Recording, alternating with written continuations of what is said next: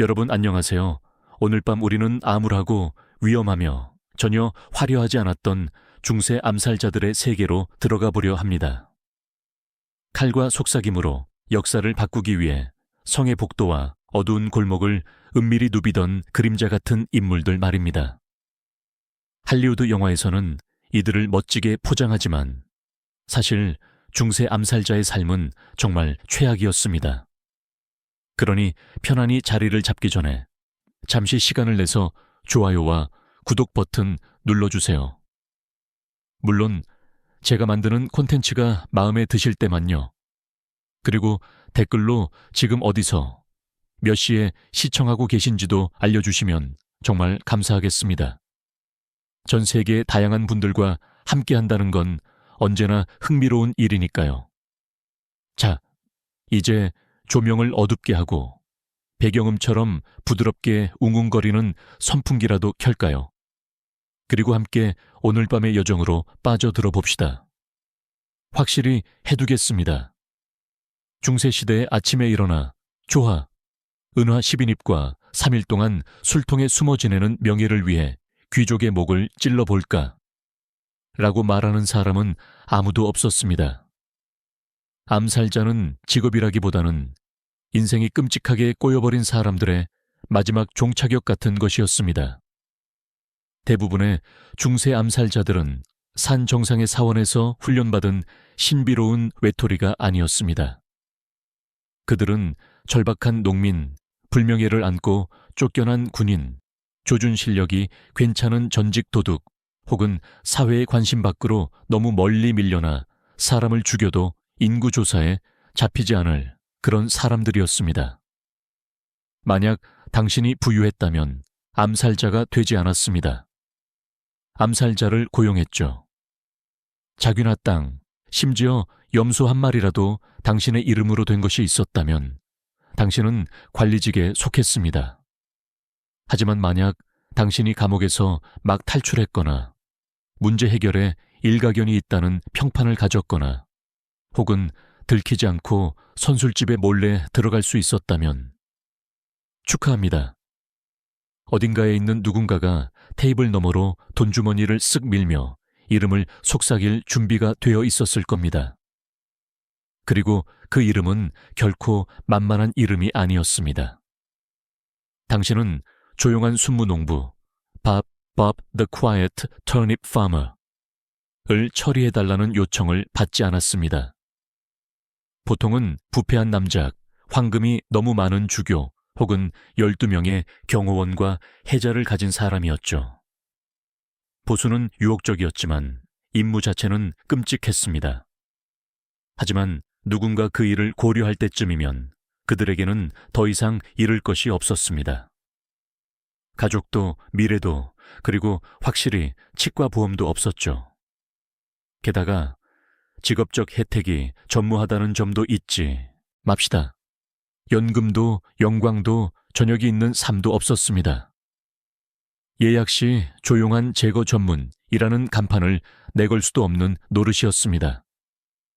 그저 조용히 신속하게 움직여야 했고 당신이 무슨 일로 먹고 사는지 절대로 누구에게도 말해서는 안 됐습니다. 특히 선술집에서 에일 맥주를 마시며 큰 소리로 떠들어서는 안 됐죠. 아, 저는 여행하는 양탄자 판매상입니다. 이 얼룩은 염료입니다. 그렇습니다. 중세 암살자가 되는 것을 꿈꾼 사람은 아무도 없었습니다. 그들은 세상에 의해 질겅질겅 씹히고 뱉어져 너덜너덜한 후드를 쓰고 녹슨 당금을 쥔 채 그 길에 들어서게 된 것입니다. 당신은 영웅이 아니었습니다. 심지어 악당도 아니었죠. 당신은 모두를 긴장하게 만들고 아마 그 동전을 즐길 만큼 오래 살지도 못했던 각주에 불과했습니다. 자, 첫 번째 신화를 완전히 깨부숴 봅시다.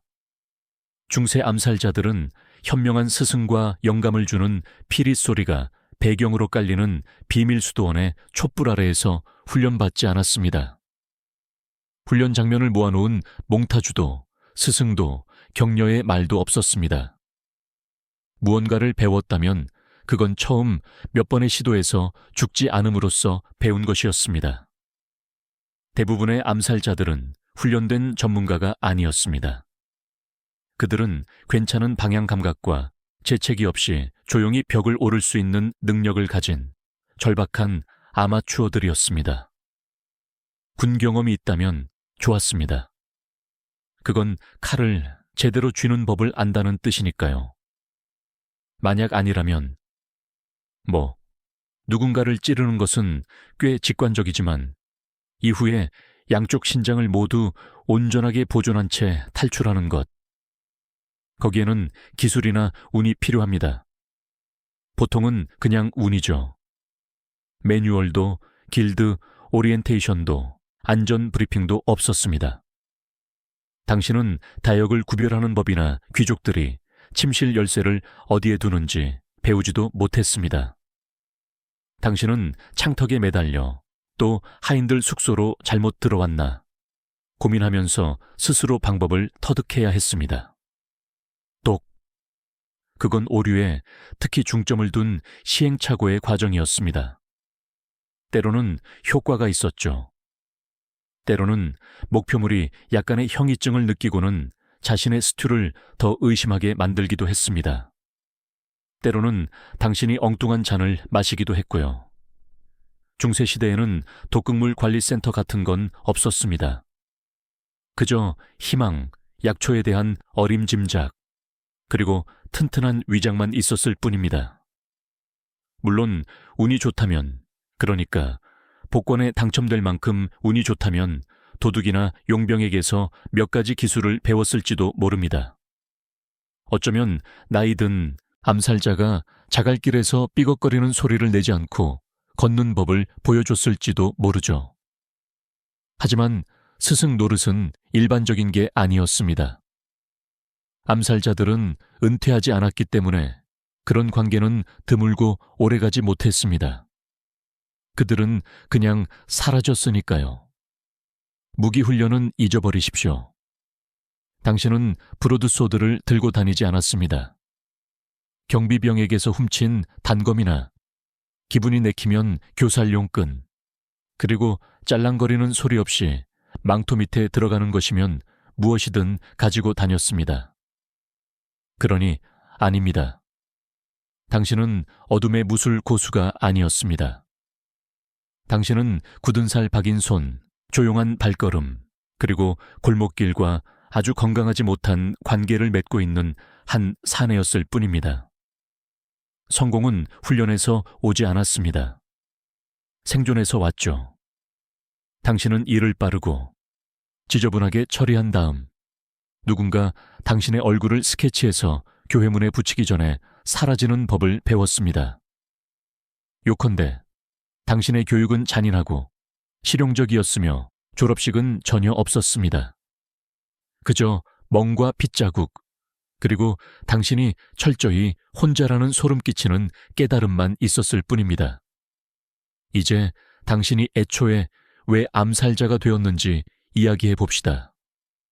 바로 돈 때문입니다. 차갑고 묵직하며 짤랑거리는 아주 쓰임새 좋은 동전 말입니다. 그 돈에 대한 약속이 당신을 이 길로 이끌었을 겁니다. 하지만 현실은 거짓말로 대가를 치러야 했다는 것입니다. 누군가 암살자를 고용할 때 그들은 장기적인 관계를 원하지 않습니다. 서류 작업도 없고 이상적으로는 당신을 포함한 어떤 증인도 남지 않는 단발성 서비스를 원합니다. 그들은 당신에게 은화 주머니를 보여주며 말할 겁니다. 성금으로 절반, 일이 끝나면 나머지 절반을 주겠소. 그나마 의뢰인이 관대할 경우에나 해당되는 이야기입니다. 하지만 여기서 중요한 점이 있습니다. 일이 끝나면이라는 말은 사실 암호와도 같습니다. 네가 일을 망치지 않았는지, 우리 체면을 깎지 않았는지, 우리에게 이어지는 흔적을 남기지 않았는지, 혹은 이 일에 대해 떠벌릴 만큼 오래 살아남지 않았는지 확인한 후에 라는 뜻이죠. 그래서 당신은 임무를 수행합니다. 어둠 속을 몰래 숨어 다니고 목숨을 걸고 어쩌면 잠든 남작을 죽일 수도 있습니다. 아름답지도 시적이지도 않은 일이죠. 그리고 당신이 돌아왔을 때, 아, 네, 그 보상에 대해서 말인데요. 의뢰인은 정말 미안하게도 도망쳤다고 하거나 더 심하면 당신을 죽이려고 합니다. 보너스를 주는 것보다 배에 칼을 꽂는 것이 더 저렴했기 때문입니다. 그리고 설령 돈을 받는다 해도 결코 충분치 않았습니다. 그 위험에 대한 대가로도, 그 피에 대한 대가로도, 벼룩과 도덕적 후회 속에서 건초 더미에 숨어 지낸 3일에 대한 대가로도 말입니다. 당신은 동전 몇 잎과 퉁명스러운 고갯짓, 그리고 자네는 여기 온 적 없는 걸세라는 말을 듣게 될 뿐입니다. 재미있는 사실 하나 더 알려드리자면 어떤 계약은 아예 가짜였습니다. 정치적인 덫이었죠. 위험한 인물을 암살하라는 지시를 받았지만 막상 가보니 그건 경비병들이 기다리고 있는 미끼였습니다. 축하합니다. 당신은 교수대에 이미 이름이 새겨진 채 함정 수사 속으로 걸어 들어간 것입니다. 그리고 설령 거래가 진짜였다고 해도 법정에 가서 불만을 제기할 수도 없었습니다. 재판장님, 저는 에드먼드 에드문드. 경을 암살 계약 위반으로 고소하고 싶습니다. 당신이 볼 수 있는 유일한 법정은 당신이 전시품이 되는 곳뿐이었습니다. 그래서 당신은 받을 수 있는 만큼만 받고 선불을 요구하며 아무도 믿지 않는 법을 배웠습니다. 이 일이 당신의 인생을 바꿔줄 거라고 맹세했던 그 기름진 얼굴의 서기관조차도요. 물론 그 일은 당신의 인생을 바꾸긴 했습니다. 대부분은 인생을 단축시키는 쪽으로요. 암살자로 산다는 것은 깨진 약속들 속에서 살아가다가 그 약속들이 당신을 부수기 전에 먼저 사라져야 한다는 것을 의미했습니다. 자, 이제 장비에 대해 이야기해 봅시다. 판타지 소설이나 잠입 비디오 게임은 잊으십시오. 손목에 숨겨진 칼날, 연막탄, 마법이 부여된 단검 혹은 부츠 안에 깔끔하게 접히는 석궁 같은 건 없었습니다. 당신의 도구함은 훔치거나 갉거나 짤랑거림 없이 낡은 망토 밑에 숨길 수 있는 것들로 채워졌습니다. 운이 좋다면, 그러니까 죽은 사람의 신발에서 금화 한 잎을 발견할 정도의 행운이라면 괜찮은 단검 하나쯤은 가졌을 겁니다. 용의 이빨처럼 휘어지거나 화려한 장식이 있는 것이 아니라 그저 날카롭고 녹이 슬지 않았기를 바라며 이상적으로는 당신이 마지막으로 찔렀던 녀석의 냄새가 나지 않는 그런 단검 말입니다. 독, 물론 존재했습니다. 하지만 와인잔에 천천히 떨어뜨리는 그런 우아한 물건이 아니었습니다. 대부분의 중세독은 예측 불가능했고 식물이나 광물 혹은 두꺼비의 내장으로 만들어졌습니다. 어떤 것은 즉시 효과가 나타났고 어떤 것은 몇 시간이 걸렸습니다. 어떤 것은 희생자가 이틀 동안 구토하게 만든 후 회복하게 만들기도 했습니다. 더 화가 나고 이제는 스튜를 아주 의심하게 된 채로 말이죠. 밧줄도 가끔은 유용했습니다. 목을 조르거나 기어오르거나 무언가를 묶을 수 있었죠. 하지만 빨리 사용하는 법을 아는 것이 좋을 겁니다. 누군가와 씨름하면서 잠깐만 어느 매듭이 아래로 가더라 라고 중얼거리는 것만큼 분위기를 망치는 건 없으니까요. 대부분의 암살은 근접전이었고 개인적이었습니다. 우아한 저격수를 위한 시간은 없었습니다. 그저 빠르고 조용하며 운이 좋다면 발이 미끄러질 정도로 지저분하지 않게 처리해야 했습니다. 그리고 예비용품도 없었습니다. 칼날이 휘거나 부러지거나 우물에 빠지면 즉흥적으로 대처할 시간이었습니다. 지붕에 쓰는 전파남 조각, 괜찮을지도요. 녹슨 못, 시도해 볼 만합니다. 의도가 담긴 신발 버클. 절박한 시기였으니까요. 당신은 도구를 옷단이나 부츠, 혹은 필요하다면 속을 파낸 빵 안에 숨겨서 가지고 다녔습니다. 그리고 안전을 위해서가 아니라 이 세계에서 당신의 무기는 최고의 친구이자 상사이며 유일한 은퇴 계획이었기 때문에 가까이 두었습니다. 임무 사이에 장비를 업그레이드하거나 수리하는 일은 없었습니다. 당신은 장비를 닦지 않았습니다. 그저 공격하는 중간에 당신을 배신하지 않기를 기도했을 뿐입니다. 결국 살인을 저지르는 것은 무기가 아니었기 때문입니다. 그것은 바로 당신 형편없는 장비를 갖추고 숟가락과 기도로 기적을 행하기를 기대받던 당신 혼자였습니다. 마케도니아의 두려운 여왕이 되기 전 올림피아스는 에페이로스, 에피루스아의 거친 부족 땅에서 온 몰로시아의 공주 밀타로로 알려져 있었습니다. 그녀의 부족은 자신들이 아킬레스의 후손이라고 주장했습니다. 영웅의 피가 실제로 그녀의 핏줄에 흘렀는지는 알 수 없지만 한 가지는 확실했습니다. 그녀는 결코 역사의 뒤편에 머무를 여인이 아니었다는 것입니다.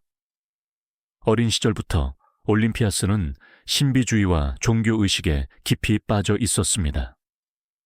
그녀의 성장은 정치뿐만 아니라 예언, 황홀경에 빠지는 의식, 그리고 고대 신들에 대한 경외심에 의해 형성되었습니다. 그녀는 미소를 지으며 테피스트리를 수놓는 그런 공주가 아니었습니다. 아니요, 그녀는 뱀, 징조, 그리고 여성들이 달빛 아래 맨발로 춤을 추며 무아지경 속에서 신을 부르는 디오니소스, 숭배의식에 이끌렸습니다. 신들과의 교감은 보여주기 위함이 아니었습니다. 그것은 지극히 개인적인 것이었죠. 그녀는 단지 신을 숭배하는 데 그치지 않고 신을 자신의 몸에 구현했습니다. 그녀에게 매혹되면서도 두려움을 느꼈던 남자들이 쓴 고대의 기록에 따르면 그녀는 자신의 침실에 신성한 뱀들을 두었고 심지어 침대 옆에서 또아리를 틀게 내버려 두기까지 했습니다. 이것이 문자 그대로의 사실인지 아니면 강력한 여성들이 파리처럼 꼬이게 만드는 중상모략의 일종인지는 우리가 영원히 알 수 없을 겁니다. 하지만 그 소문은 꼬리표처럼 따라다녔습니다. 동맹들에게는 그녀를 신성하게 만들었고 적들에게는 그녀를 위험하게 만들었습니다. 그녀의 진정한 힘은 전쟁터나 왕좌에서 시작된 것이 아니라 여사제들의 속삭임과 뱀들의 꿈틀거리는 몸짓 사이 불안하게 흔들리는 횃불의 불빛 아래에서 시작되었습니다. 그녀는 단지 공주가 아니었습니다. 그녀는 살아있는 신탁이었으며 정치보다 오래되고 강철보다 차가운 무언가에 의해 감화된 여인이었습니다. 그래서 잔인하고 뛰어나며 호색한으로 유명했던 마케도니아의 필리포스 아이세 피립 터브른송가 종교 입문식을 위해 사모트라체 섬에 도착했을 때 그는 단지 아름다운 공주를 만난 것이 아니었습니다. 그는 저항할 수 없는 미스터리와 마주친 것이었습니다. 그들의 결혼은 단순한 정치적 동맹이 아니었습니다. 그것은 예언과 권력의 충돌이었습니다. 그리고 바로 그 시작부터 결혼은 불길한 징조들로 가득했습니다. 어떤 이들은 결혼식 밤에 하늘에서 번개가 쳤다고 말했고, 다른 이들은 올림피아스가 벼락이 자신의 자궁으로 들어오는 꿈을 꾸었다고 주장했습니다. 이 모든 것은 훗날 전설이 되었지만 한 가지는 확실합니다. 올림피아스와 필리포스의 결합은 단지 한 아이를 창조한 것이 아니었습니다. 그것은 바로 알렉산드로스 대왕, 알렉산더 더 그레이트를 창조한 것입니다. 그리고 그녀는 그의 첫 숨결부터 그의 운명을 빚어낼 작정이었습니다. 필리포스 2세와의 결혼 생활은 훗날 제국을 낳을 여왕에게 기대할 법한 동화 같은 이야기가 아니었습니다. 처음부터 그것은 예언과 자존심, 그리고 편집증이 뒤섞인 불안한 혼합물이었습니다.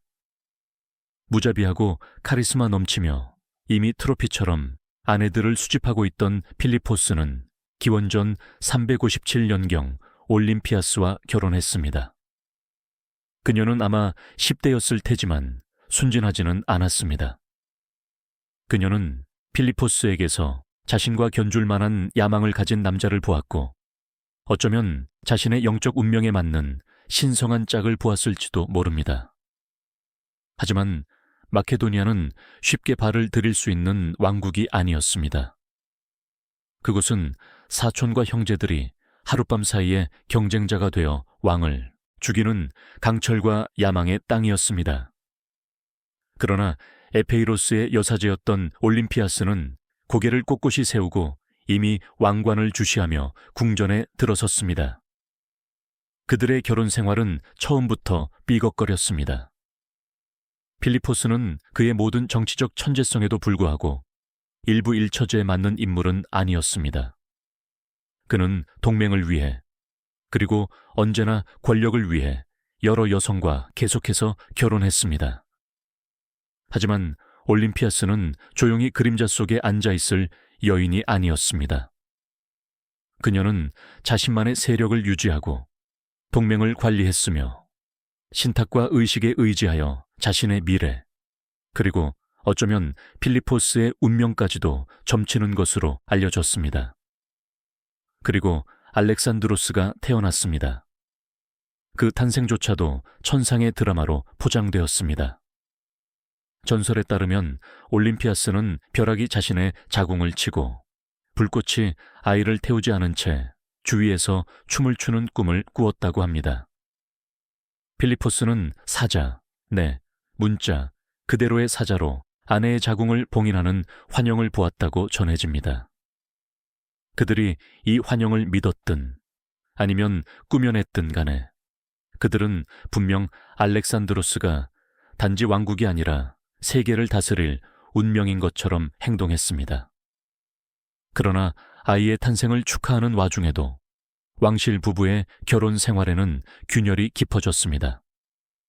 올림피아스는 필리포스의 다른 아내들, 특히 그가 만년에 결혼한 마케도니아 신부 클로파트라 의리디케, 실리오파트라 의리디체를 증오했습니다. 이것은 단순한 가정 문제 이상이었습니다. 그것은 위협이었습니다. 클로파트라는 마케도니아 태생이었고 그녀가 낳는 아들은 누구든 현지 귀족들의 눈에 더 순수한 혈통으로 비칠 것이었습니다. 이것은 알렉산드로스의 미래에 대한 직접적인 위협이었습니다. 올림피아스는 그것을 분명히 보았습니다. 궁전은 단지 집이 아니었습니다. 전쟁터였습니다. 그리고 그녀는 자신의 아들이 단지 기억되는 것이 아니라 왕위에 오르도록 하기 위해 자신이 가진 모든 뱀과 꿈, 의식과 속삭임을 사용할 것이었습니다. 그녀는 더 이상 미르탈레가 아니었습니다. 이제 그녀는 올림피아스였고 아무도 그녀의 분노에 맞서 아들의 왕좌를 빼앗을 수는 없었습니다. 알렉산드로스가 10대가 되었을 무렵 펠라펠라에 있는 마케도니아 궁전은 은밀한 모욕, 정치적 책략, 그리고 쓰라린 경쟁이 난무하는 전쟁터가 되어 있었습니다. 올림피아스는 단지 영향력을 위해 싸우는 것이 아니었습니다. 그녀는 생존을 위해 싸우고 있었습니다. 그녀는 궁전이 뱀으로 가득하다는 것을 알았습니다. 하지만 그 뱀들에게 무는 법을 가르친 것은 바로 그녀였습니다. 필리포스 2세는 그녀에게서 멀어지기 시작했습니다. 그는 더 자주 원정을 떠났고 더 많이 술을 마셨으며 아마도 최악은 그의 마케도니아 조언가들의 말을 더 많이 듣기 시작했다는 것입니다. 결정타는 그가 이집트의 클로파트라와는 다른 인물인 클로파트라 의리디케라는 젊은 귀족 여성과 결혼했을 때였습니다. 이 클로파트라는 마케도니아 태생이었고 그녀의 삼촌 아탈로스는 필리포스의 최고 장군 중 한 명이었습니다. 올림피아스에게 이것은 단순한 배신이 아니었습니다. 그것은 선전포고였습니다. 결혼식은 재앙이었습니다. 연회에서 아탈로스는 술에 취해 올림피아스와 알렉산드로스를 조롱하며 알렉산드로스 출생의 정통성에 의문을 제기했습니다. 그가 정말 필리포스의 아들인가? 아니면 올림피아스가 주장하길 좋아했던 것처럼 신의 자식인가? 그것은 모욕을 의도한 것이었지만 올림피아스는 그 신화를 붙잡았습니다. 속삭이게 내버려둬. 그들의 아들이 즈스의 손길을 받았다고 믿게 내버려둬. 그것이 그를 건드릴 수 없는 존재로 만들었으니까요. 알렉산드로스는 연회장을 박차고 나갔습니다. 올림피아스는 마케도니아를 완전히 떠나 에페이로스로 물러났습니다. 하지만 그녀의 망명은 패배가 아니었습니다. 그것은 전략이었습니다. 고향에서 그녀는 여전히 왕족이었습니다. 그녀는 지원을 모으고 귀에 속삭이며 필리포스의 궁전이 안에서부터 썩어가는 것을 지켜볼 수 있었습니다. 그녀가 위험해지기 위해 꼭 그곳에 있을 필요는 없었습니다. 그리고 충격적인 사건이 일어났습니다. 필리포스가 페르시아를 침공하기 직전 그의 딸 결혼식에서 암살당했습니다. 그가 마케도니아의 왕일 뿐만 아니라 알려진 세계의 잠재적 황제로서 스스로를 즉위시키기 직전의 말입니다. 모든 대리석 복도와 횃불 밝힌 홀을 울렸던 질문은 같았습니다. 누가 저질렀는가? 암살을 실행한 버림받은 경호원 파우사니아스였을까? 궁정 음모의 결과였을까? 알렉산드로스 자신이었을까? 아니면 조용히 속삭여보건대 올림피아스였을까? 아무도 증명할 수 없었습니다. 아무도 감히 말하지 못했지만 많은 이들이 그렇게 믿었습니다. 결국 며칠 안에 클로파트라 의리디케와 그녀의 갓난아이가 죽었습니다. 어떤 이들은 올림피아스 자신이 저지른 살인이라고 말합니다. 뱀이 궁전으로 돌아왔고 이제 그녀의 아들과 왕좌 사이에는 아무것도 서 있지 않았습니다. 필리포스가 죽고 마케도니아가 애도 혹은 혼란에 빠진 틈을 타 올림피아스는 움직였습니다. 다른 이들이 혼돈을 이해하려 허둥댈 때 그녀는 신속하고 잔인하며 단호하게 행동했습니다. 먼저 젊은 마케도니아의 왕비이자 경쟁자였던 클로파트라 의리디케가 제거되었습니다. 소름 끼치는 기록에 따르면 올림피아스는 그녀를 그냥 죽이지 않았습니다. 그녀는 클로파트라의 죽음을 상징적이고 공개적이며 굴욕적으로 만들었습니다. 어떤 이들은 클로파트라가 자신의 갓난딸이 살해당하는 것을 지켜본 후 스스로 목을 매도록 강요당했다고 말합니다. 다른 이들은 올림피아스가 그 아이를 불타는 장작더미 위로 던졌다고 주장합니다. 확실하게 동의하는 바는 이것입니다. 자비는 없었습니다. 올림피아스는 고대 궁정의 많은 어머니들이 받아들이기를 거부했던 것을 이해했습니다. 왕궁에서 자비는 걸림돌입니다. 경쟁자의 자녀는 아무리 어려도 미래의 전쟁을 의미합니다. 그리고 올림피아스는 수비만 하는 것에 진력이 났습니다. 클로파트라와 그녀의 혈통이 지워지자 그녀는 알렉산드로스의 왕좌를 확보하는 데 집중할 수 있었습니다. 대담하고 뛰어나며 이미 아리스토텔레스에게 교육받은 그녀의 10대 아들은 별다른 반대 없이 왕으로 선포되었습니다. 하지만 속지 마십시오. 그것을 가능하게 한 것은 단지 그의 카리스마나 아버지의 유산 때문만은 아니었습니다. 그것은 올림피아스 덕분이었습니다. 그녀는 어떤 장군을 위협해야 하고 어떤 귀족을 구슬려야 하며 어떤 적을 조용히 제거해야 하는지 알고 있었습니다. 그녀는 단지 아들의 부상을 보호하는 것이 아니었습니다. 그녀는 그것을 설계하고 있었습니다. 알렉산드로스 자신도 항상 찬성하지는 않았습니다. 그는 클레오파트라의 가족에 대한 폭력에 반대했다고 전해집니다. 하지만 그는 또한 그것을 막지 않았습니다. 왜냐하면 마음 깊은 곳에서 그는 올림피아스가 항상 알았던 것을 알고 있었기 때문입니다. 권력은 피를 요구합니다. 그리고 마케도니아에서 혈통은 축복이자 저주였습니다. 아들이 이제 왕이 되자 올림피아스는 공적인 삶에서 약간 물러나기 시작했습니다. 하지만 이것은 은퇴가 아니었습니다. 그녀는 단지 공개적인 공격에서 속삭이는 영향력으로 전환했을 뿐입니다. 알렉산드로스가 페르시아 정복을 준비할 때 그녀는 수동적인 태후로서가 아니라 그의 운명의 영적 수호자로서 뒤에 남았습니다. 그녀는 그에게 성스러운 유물을 보내고 신탁을 자문했으며 그를 대신해 의식을 치렀습니다. 올림피아스에게 아들의 임무는 단지 군사적인 것이 아니었습니다. 그것은 신성한 것이었습니다. 알렉산드로스는 전쟁을 하러 가는 것이 아니었습니다. 그는 예언을 이행하고 있었습니다. 그리고 그녀가 숨을 쉬는 한 마케도니아든 페르시아든 혹은 다른 어떤 경쟁자도 그 신성한 계획을 탈선시키지 못할 것이었습니다. 그녀는 아들을 왕위에 앉혔습니다. 궁전을 정화했습니다. 이제 그녀는 이빨을 드러낸 채 커튼 뒤에서 그의 제국을 지킬 것이었습니다. 알렉산드로스가 알려진 세계를 정복하기 위해 동쪽으로 행군하는 동안 올림피아스는 마케도니아에 남았습니다. 왕좌 없는 여왕이었지만 권력 없이는 아니었습니다. 그녀의 공식 칭호는 태후였습니다. 하지만 착각하지 마십시오. 그녀는 이름만 빼고 모든 것을 다스렸습니다.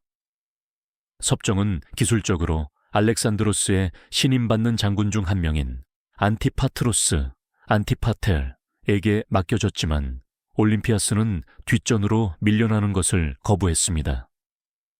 그녀는 아들에게 끊임없이 편지를 써서 조언하고 경고하며 때로는 꾸짖었습니다. 이것들은 자애로운 어머니의 다정한 편지가 아니었습니다. 그것들은 신탁과 독설이 섞인 정치적 보고서였습니다. 그리고 수천 마일 떨어진 알렉산드로스는 모든 편지를 읽었습니다. 그녀는 그에게 그의 진정한 적이 누구인지 상기시켰습니다. 그녀는 그의 동료들의 충성심에 의문을 제기했습니다. 그녀는 페르시아 관습에 대한 그의 매료, 그의 아내 선택, 그리고 신이라 불리려는 그의 유혹을 비판했습니다. 아무도 감히 그에게 이런 말을 하지 못했습니다. 하지만 올림피아스는 어머니로서 혹은 신의 뜻을 전하는 여사제로서 말하는 것을 결코 두려워하지 않았습니다. 마케도니아에서 안티파트로스는 점점 더 분개했습니다. 올림피아스는 매번 그를 약화시켰습니다. 그녀는 자신의 지위, 종교적 권위, 그리고 가족 관계를 이용해 그에 대한 반대를 선동했습니다. 그녀는 에페이로스, 테살리아, 테살리, 그리고 귀족 사회에 영향력을 가졌습니다. 그녀는 들불처럼 소문을 퍼뜨릴 수 있었고 올림피아스와 함께라면 속삭임이 칼보다 더 치명적일 수 있었습니다. 한편 알렉산드로스에게 보내는 그녀의 편지는 더욱 긴급해졌습니다. 그녀는 그에게 안티파트로스의 야망을 경고하며 그를 배신하고 찬탈할 준비가 된 제2의 필리포스로 묘사했습니다. 그녀가 진정으로 그렇게 믿었는지 아니면 단순히 자신의 권력을 잃을까 두려워했는지는 알 수 없지만 그녀는 계속해서 아들에게 행동을 촉구했습니다. 하지만 알렉산드로스는 주저했습니다. 그는 아시아에서 싸우는 동안 그리스의 질서를 유지하기 위해 안티파트로스가 필요했습니다. 그래서 어머니와 장군 사이의 균열은 더욱 깊어졌습니다. 올림피아스는 지켜보았습니다. 그녀는 기다렸습니다. 그러나 그녀의 종교적인 복장과 모성애적인 우려 아래에서 그녀는 점점 초조해지고 있었습니다. 그녀는 늙은 군인에게 지배당하기 위해 수년간의 궁중 전쟁을 견뎌낸 것이 아니었습니다. 알렉산드로스의 제국이 에게해에서 인도로 뻗어나가면서 올림피아스는 균열이 형성되는 것을 보았습니다. 그는 너무 많은 것을 떠안고 있었고 너무 많은 외국인 조언가를 신뢰했으며 그를 만든 어머니와 신들로부터 멀어지고 있었습니다. 그녀는 그의 승리가 신의 은총과 자신으로부터 왔다고 믿었습니다. 그리고 만약 그가 그것을 잊는다면, 글쎄, 올림피아스는 왕들이 진정 누구인지를 상기시키는 방법을 알고 있었습니다. 비록 그 왕이 자신의 아들이라 할지라도 말입니다. 기원전 323년, 바빌론에서 알렉산드로스가 사망했다는 소식이 마케도니아에 전해졌을 때, 그것은 나팔 소리처럼 오지 않았습니다. 그것은 단검처럼 도착했습니다. 올림피아스에게 그것은 단지 아들의 상실이 아니었습니다. 그것은 그녀가 수십 년 동안 쌓아온 세계의 붕괴였습니다. 그녀의 아들, 그녀가 예언하고 키우고 풀어놓은 신성한 폭풍이 사라진 것입니다. 그리고 그는 명확한 후계자 없이 오직 혼돈만을 남겼습니다. 그가 개척한 거대한 제국은 이미 시체 주위의 자칼처럼 분열되고 있었습니다. 안티파트로스는 여전히 마케도니아와 그리스에서 권력을 쥐고 있었고 그는 올림피아스를 전혀 좋아하지 않았습니다. 설상가상으로 그녀의 딸이자 알렉산드로스의 누이인 클로파트라, 클레오파트라는 경쟁 관계에 있는 장군들에게 구원을 받고 있었습니다. 각자 그녀의 혈통을 왕위 계승권 주장으로 이용하기를 바랐습니다. 올림피아스는 다가올 일을 보았습니다. 내전은 가능성이 아니었습니다. 그것은 불가피했습니다. 그리고 다시 한번 그녀는 행동해야 했습니다. 하지만 그녀에게는 더 이상 알렉산드로스가 없었습니다. 대신 그녀에게는 그의 혈통이 있었습니다. 알렉산드로스가 결혼했던 박트리아 공주 록사나에게서 태어난 그의 어린 아들 알렉산드로스 4세 알렉산더 아포 말입니다. 여전히 마케도니아에 있던 록사나는 취약했습니다. 그 아이는 더욱 그러했습니다. 올림피아스는 그 유아가 이제 아들의 유산 중 마지막 진정한 조각이며 그것이 그를 표적으로 만들었지만 동시에 무기로도 만들었다는 것을 인식했습니다. 그녀는 록사나와 아이와 동맹을 맺고 그들을 보호하고 아이의 출생권을 이용해 정치 전쟁터에서 자신의 주장을 펼치기로 결심했습니다. 하지만 흐름은 바뀌고 있었습니다. 한때 알렉산드로스에게 절했던 장군들은 그의 미망인이나 어머니에게 무릎을 꿇을 생각이 없었습니다. 이제 그들에게는 군대, 야망, 그리고 원한이 있었습니다. 올림피아스는 움츠러들지 않았습니다. 그녀는 뱀, 배신자, 그리고 왕들과 맞섰습니다.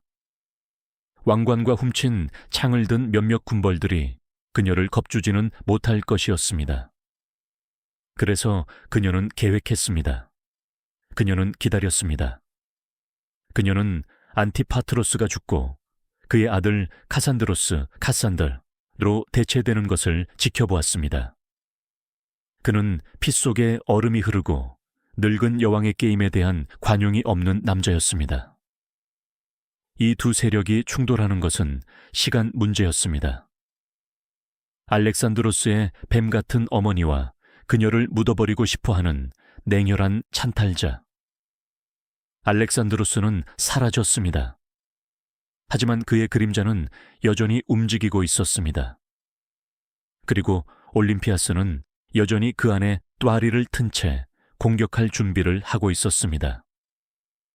알렉산드로스가 죽은 지 수년 후 그의 제국이 내전으로 무너지는 동안 올림피아스는 그녀의 가장 대담한 수를 두었습니다. 그녀는 비통에 잠긴 어머니로서가 아니라 신성한 분노의 정치 세력으로서 마케도니아로 돌아왔습니다. 섭정은 분열되었습니다. 그녀의 오랜 적 안티파트로스의 아들인 카산드로스가 권력을 장악하고 있었고, 록사나와 어린 알렉산드로스 4세는 사실상 감금되어 있었습니다. 올림피아스는 벽에 쓰인 글씨를 보았습니다.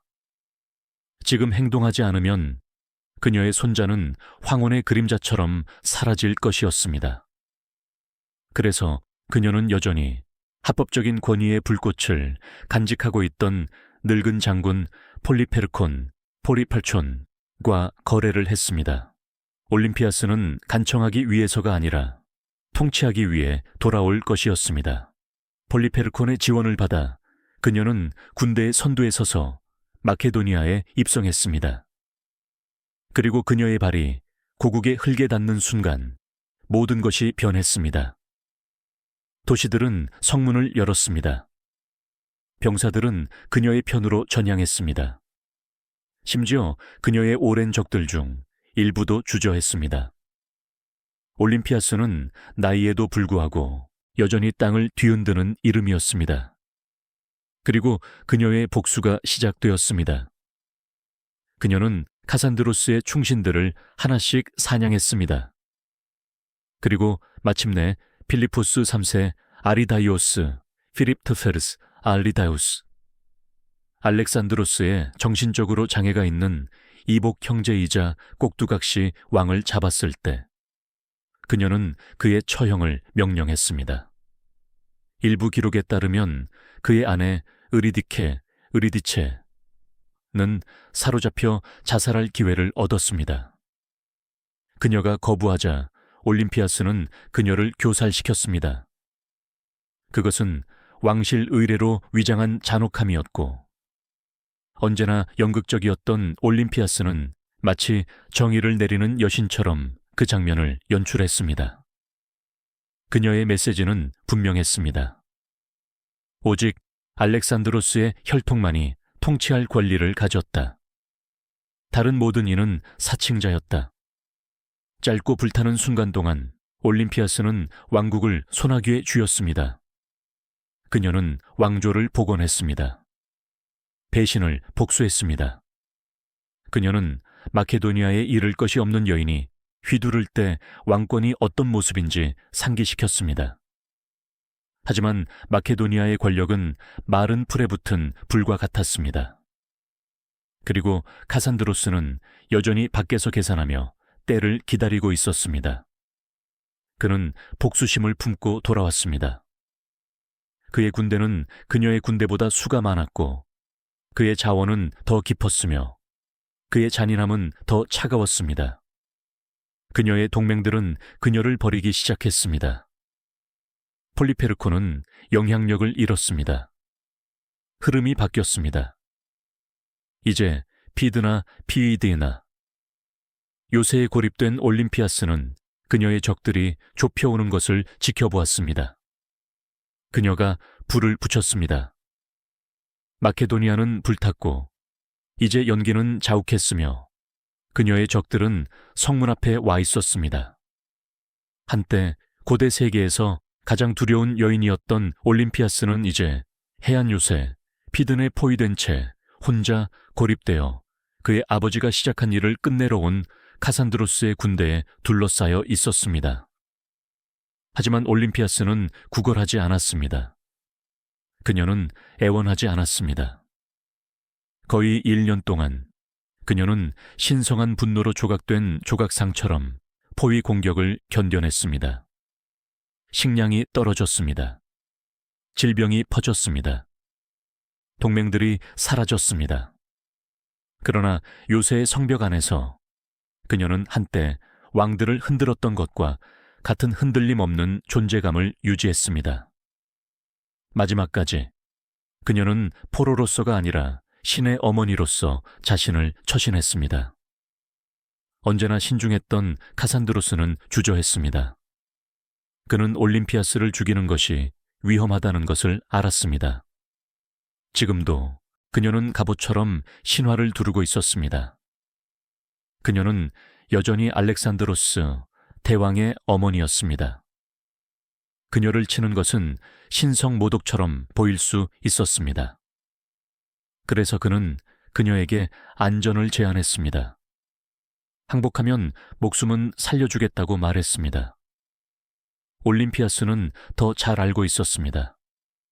그녀는 너무 많은 왕실의 약속이 재로 변하는 것을 보았습니다. 그럼에도 불구하고 굶주림은 더 이상 단순한 불편함이 아니었습니다.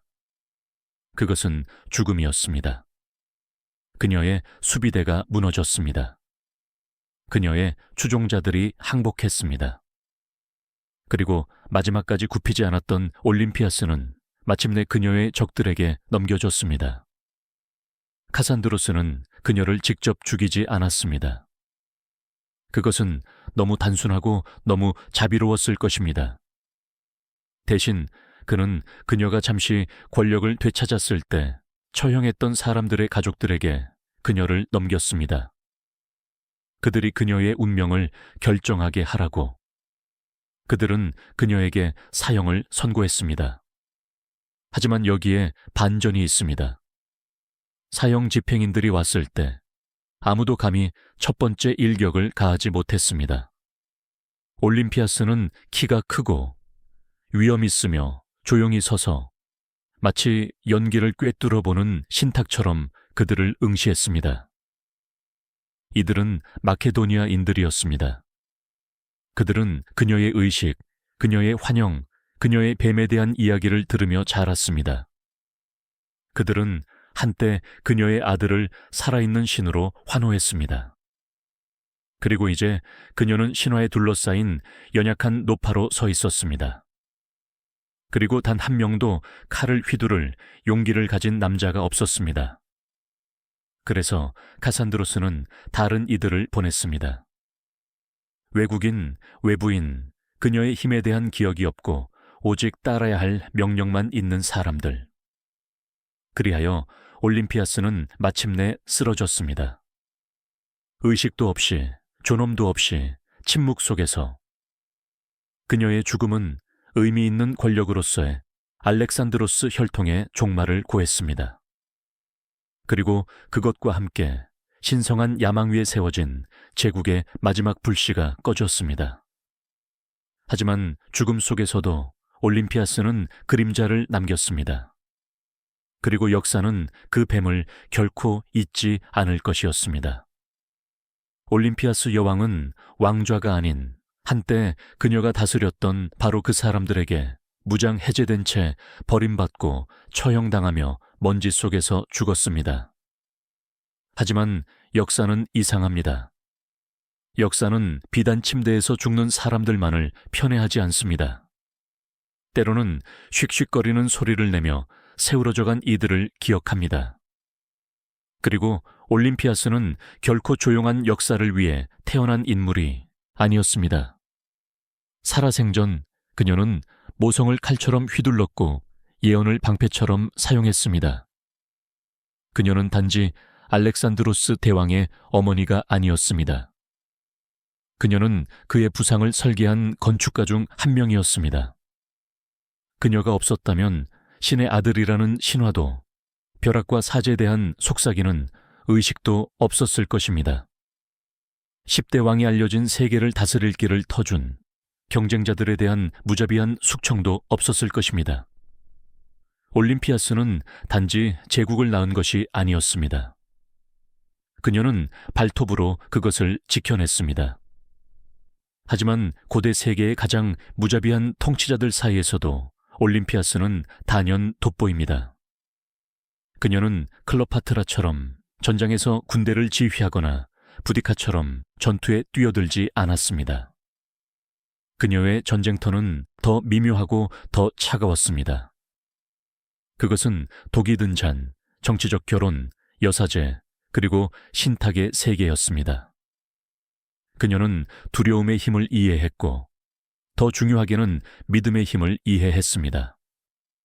그녀는 사람들이 자신의 아들이 신성하다고 믿게 만들었고, 어쩌면 스스로도 그렇게 믿었을지 모릅니다.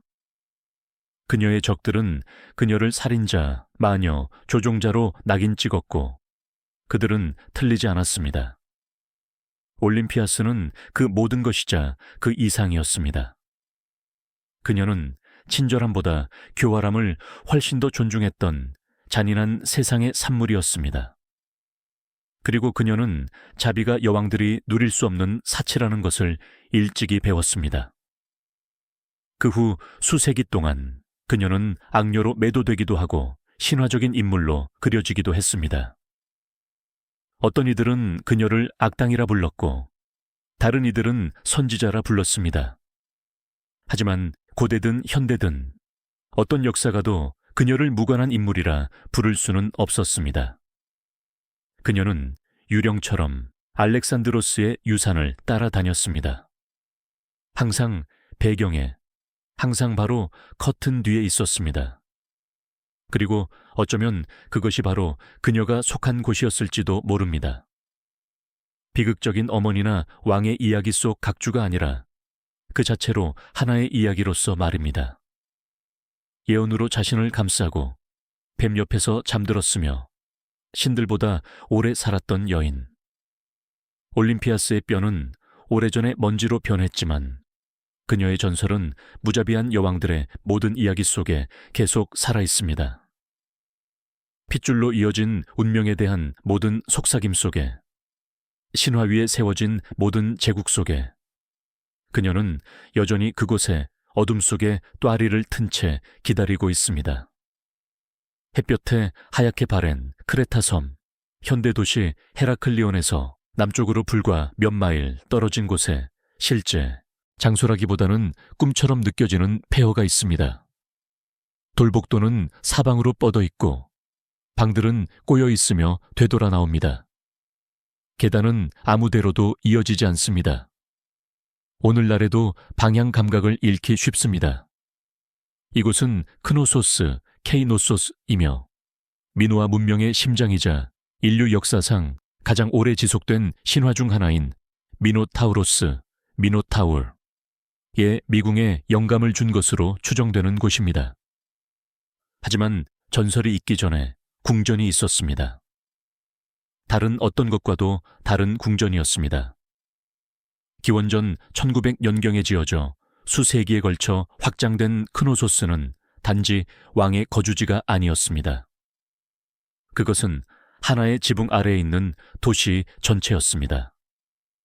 거의 15만 평방피트에 달하며 1000개가 넘는 방, 채광창, 저장고, 성소, 작업장, 그리고 역사상 최초의 수세식 화장실이었을지도 모르는 시설을 갖추고 있었습니다.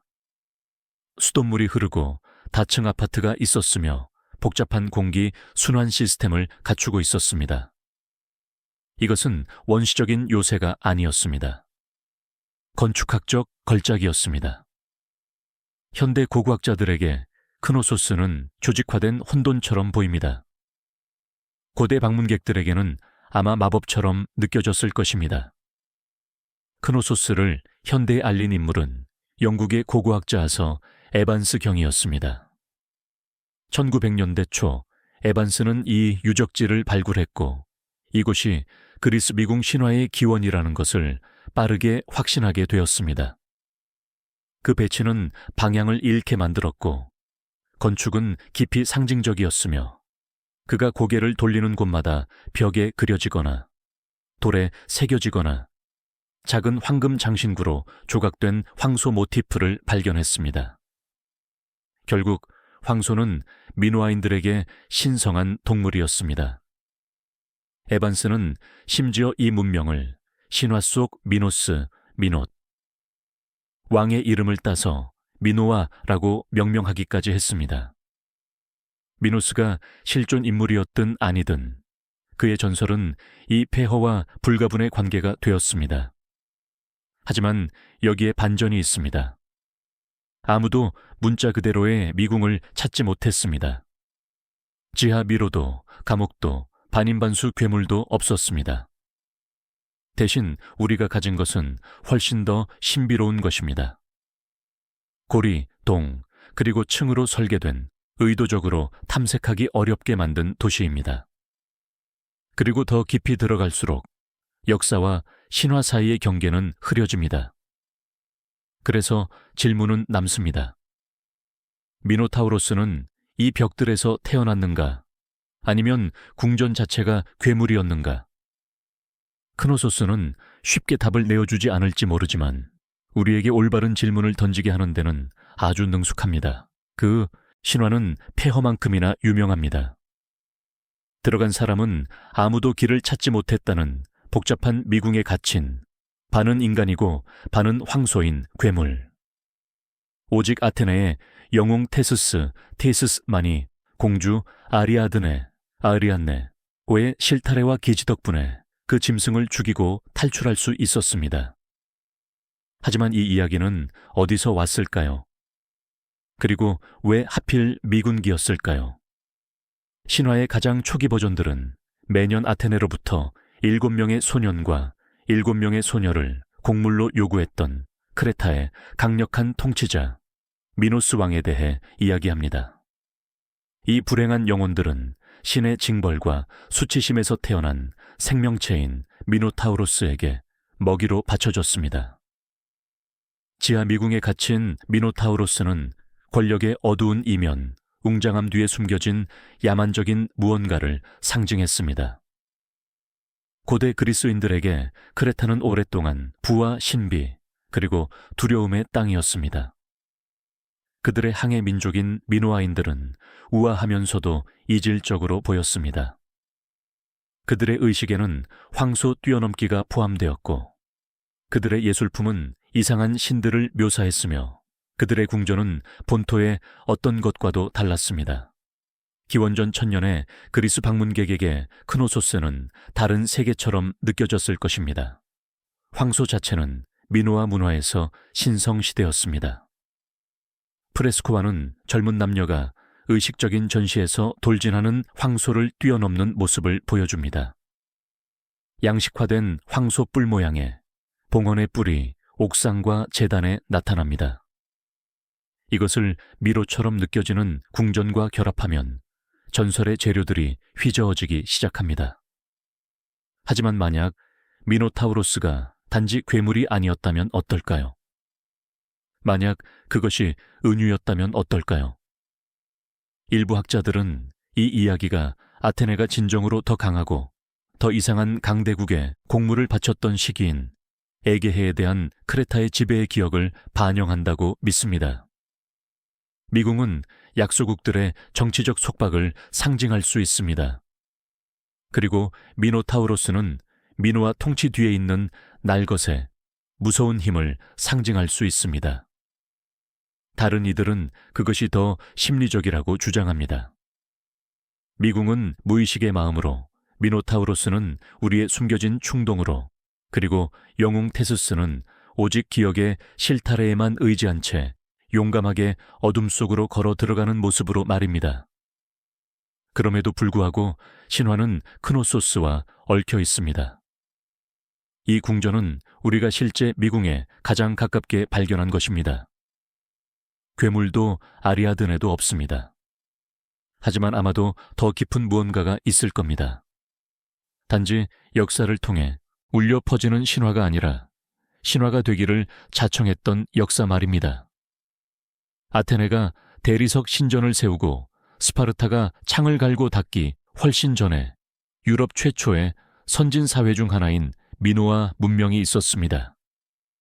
그들은 정복을 통해서가 아니라 무역, 예술, 그리고 거의 초자연적으로 보이는 건축술의 구사를 통해 통치했습니다.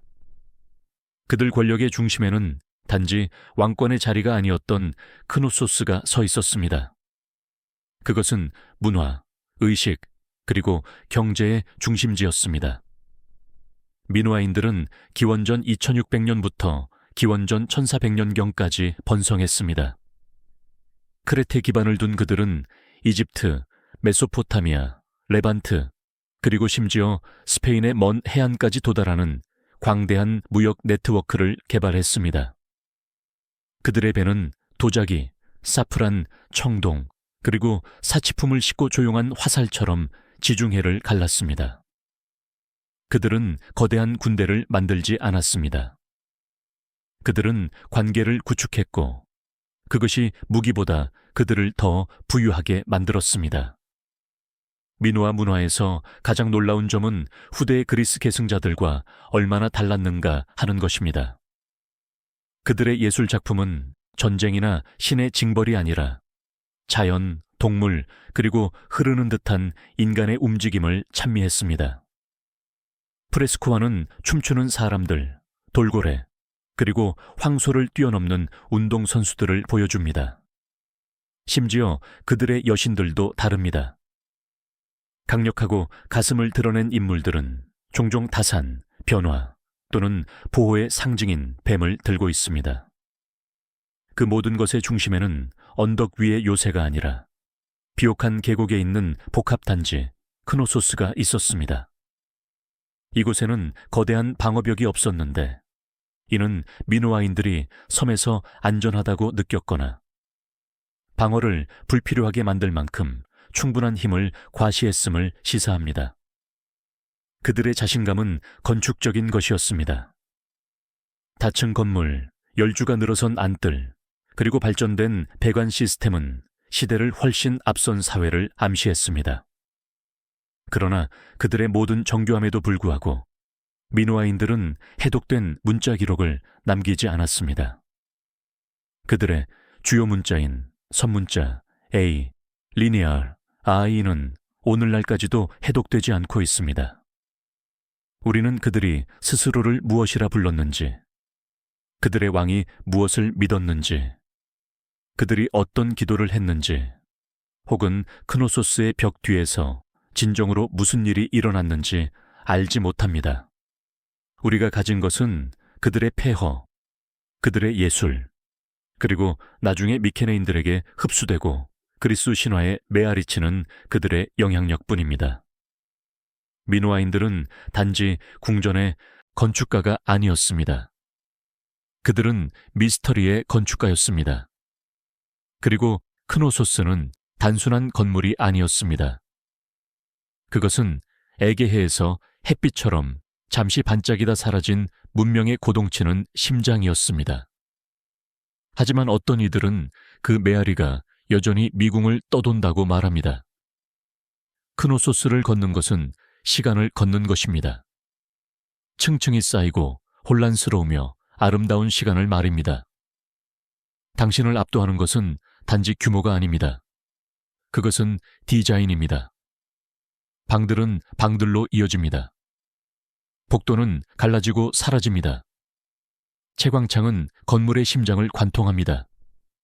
계단은 그림자 속으로 나선형으로 이어지거나 햇빛 비치는 안뜰로 갑자기 나타납니다. 어떤 것도 직선으로 움직이지 않습니다.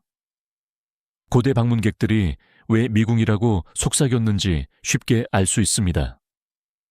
크노소스는 단지 궁전이 아니었습니다. 그것은 살아있는 유기체였습니다. 추정상 15만 평방피트에 걸쳐 있는 이 복합단지에는 1000개가 넘는 방이 있었습니다. 어떤 것은 작고 어떤 것은 웅장했습니다. 이 방들은 무작위로 배치된 것이 아니었습니다. 그것들은 목적에 맞게 지어진 작업장, 저장 공간, 성소, 아파트, 그리고 왕좌의 방이었으며 모두 대중의식이나 황소 뛰어넘기 의식을 주최했을지도 모르는 커다란 중앙 안뜰 주위에 배열되었습니다. 궁전은 자연적인 경사와 인공적인 테라스를 이용하여 여러 층, 어떤 곳은 세서 5층 높이로 지어졌습니다. 길을 잃지 않고 이곳을 돌아다니려면 기억력, 직감 혹은 테스스 같은 실이 필요했을 것입니다. 그러나 이 명백한 혼돈 속에는 놀라운 지능이 숨어 있습니다. 미노아인들은 공기 통로나 개방된 계단실을 통해 방을 식히는 수동 환기 시스템을 마스터했습니다. 그들은 점토 파이프를 통해 빗물을 모았고 로마가 그것을 유행시키기 훨씬 전에 수세식 화장실을 가졌습니다. 가장 상징적인 공간 중 하나는 벤치로 둘러싸인 벽에 내장된 설화석고 의자의 이름을 딴 이른바 왕좌의 방입니다. 그 주위에는 신화적인 수호자인 그리핀의 프레스코화가 있습니다. 이곳이 사제왕의 자리였을까요? 여신의 방이었을까요? 아니면 신성한 법정이었을까요? 아무도 확실히 알지 못합니다. 그리고 벽들은 색으로 말합니다. 활기찬 프레스코화는 욕조 위에서 헤엄치는 돌고래를 보여줍니다. 가슴을 드러낸 채 우아하고 주름진 치마를 입은 여성들, 공중에서 황소를 뛰어넘는 젊은이들. 예술은 단지 장식이 아니었습니다. 그것은 정체성이었습니다. 유동적이고 자연스러우며 땅과 바다와 깊이 연결되어 있었습니다. 그럼에도 불구하고 더 깊이 들어갈수록 크노소스는 방향 감각을 잃게 만들기 시작합니다. 어떤 부분들은 혼란을 주기 위해 설계된 것처럼 의도적으로 복잡해 보입니다. 아마도 그것이 미궁 전설의 뿌리일 것입니다. 괴물을 위한 감옥이 아니라 살아있는 것처럼 느껴지는 궁전, 경외심, 의식, 그리고 약간의 두려움을 불러일으키는 건물. 잠긴 문도 신화적인 짐승도 없습니다. 단지 당신이 어디에 있는지, 그리고 다음 모퉁이에서 무엇이 기다리고 있는지 의문을 갖게 만드는 장소일 뿐입니다. 크노소스는 단지 행정 중심지나 왕의 거주지가 아니었습니다. 그것은 의식, 신화, 그리고 신성한 미스터리로 가득한 민우와 영혼의 건축적 표현인 예배의 장소였습니다. 후대 그리스 신전과는 달리 즈스에게 바치는 우뚝 솟은 기둥이나 아테네에게 바치는 대리석 신전은 없습니다. 대신 크노소스의 영적 세계는 더 미묘하며 건물 자체의 구조 속에 짜여 있습니다. 성소는 구석에 숨어 있습니다. 기둥은 신성한 파수꾼처럼 솟아 있습니다. 양식화되고 조각되고 상징적인 뿔들이 옥상과 제단에 나타납니다. 당신이 보는 모든 곳에서 황소 모티프가 지배하며 예배, 자연세계, 그리고 이 존경받는 동물 사이에 강력한 연결을 시사합니다. 미노아인들은 황소를 두려워하지 않았던 것 같습니다. 그들은 그것을 찬미했습니다. 크노소스의 유명한 황소 뛰어넘기 프레스코화는 단지 운동 예술이 아닙니다. 그것은 종교적 의식을 묘사할 수 있습니다. 젊은 남녀가 돌진하는 황소를 뛰어넘으며 위험과 우아함의 춤에 갇혀 있습니다. 그것은 스포츠가 아니었습니다. 그것은 신성한 연극이었으며 아마도 신들에게 바치는 제물이거나 혼돈에 대한 상징적인 승리였을 것입니다. 그리고 궁전 아래 저장실에서 발견된 뱀 여신들이 있습니다. 뱀 여신 조각상들은 가장 상징적인 민호와 유물 중 하나입니다. 가슴을 드러내고 팔을 들고 손이나 몸 주위에 뱀이 또아리를 튼 채로 이 형상들은 힘을 발산합니다. 그들은 순종적인 우상이 아닙니다. 그들은 가정의 수호자이며 다산, 그리고 아마도 생명 그 자체일 것입니다. 미노아인들에게 뱀은 재생, 부활, 그리고 미스터리를 상징했습니다. 땅과 지하세계 양쪽의 생명체. 이 물건들이 발견된 방들은 가정 성소나 의식 공간, 즉 궁전에 분주한 심장부 속에 숨겨진 조용하고 신성한 구석들을 암시합니다. 프레스코와 뿔, 제단, 그리고 미로 같은 복도와 결합하면 전체 단지는 마치 의식기계, 즉 단지 살기 위해서가 아니라 신과 연결되기 위해 지어진 구조물처럼 느껴지기 시작합니다. 크노소스의 중앙 집중식 신전이 없는 이유는 궁전 자체가 신전이었기 때문입니다. 그 배치, 예술, 그리고 디자인은 모두 신성한 것과 세속적인 것 사이의 경계가 존재하지 않았던 영적 세계관의 일부였습니다.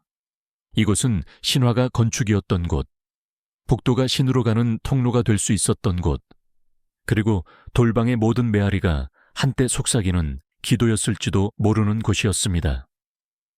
크노소스는 단지 사람들을 수용한 것이 아니었습니다. 그것은 신들을 수용했습니다. 수세기 동안 크노소스는 번영, 혁신, 그리고 문화적 정교함의 상징으로 서 있었습니다. 그러나 그때 갑작스럽고 아무도 완전히 설명할 수 없는 무언가가 일어났습니다. 기원전 1400년경 궁전은 버려졌고 프레스코와는 빛이 바래졌으며 한때 바다를 지배했던 미노아 문명은 에게해 위의 안개처럼 사라졌습니다. 그래서 무슨 일이 일어났을까요? 이론은 많습니다. 일부는 자연을 지목합니다. 기원전 1600년경 현대의 산토리니인 테라 화산섬이 인류 역사상 가장 큰 폭발 중 하나로 분화했습니다. 폭발은 너무나 거대해서 크레타 북부 해안을 강타하고 항구와 농지를 파괴하는 쓰나미를 일으켰을 가능성이 높습니다. 화산재 구름이 태양을 가려 작물을 질식시키고 기후를 교란시켰을 수 있습니다. 크노소스가 즉시 파괴되지는 않았지만 분화의 여파가 경제적으로, 정치적으로, 그리고 영적으로 그 기반을 흔들었을 수 있습니다. 다른 이들은 전쟁을 봅니다. 기원전 1450년경 본토 그리스인인 미케네인들의 부상하는 세력이 미노아의 약점을 이용했을 수 있습니다. 고고학적 증거에 따르면 크노소스는 잠시 재점령되었지만 문화는 변했습니다.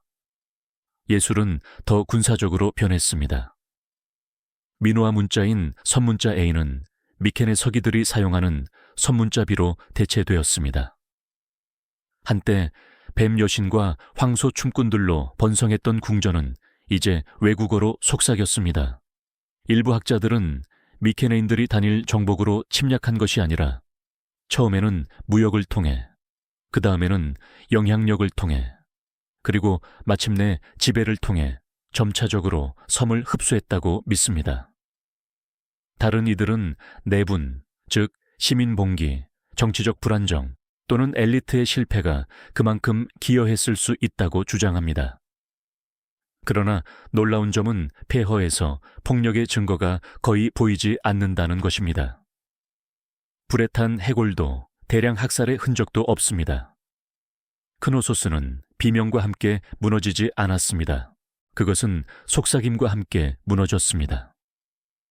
위대한 궁전 시스템은 단순히 멈췄습니다. 방들은 조용해졌습니다. 의식은 끝났고 자연은 천천히 다시 기어 들어왔습니다.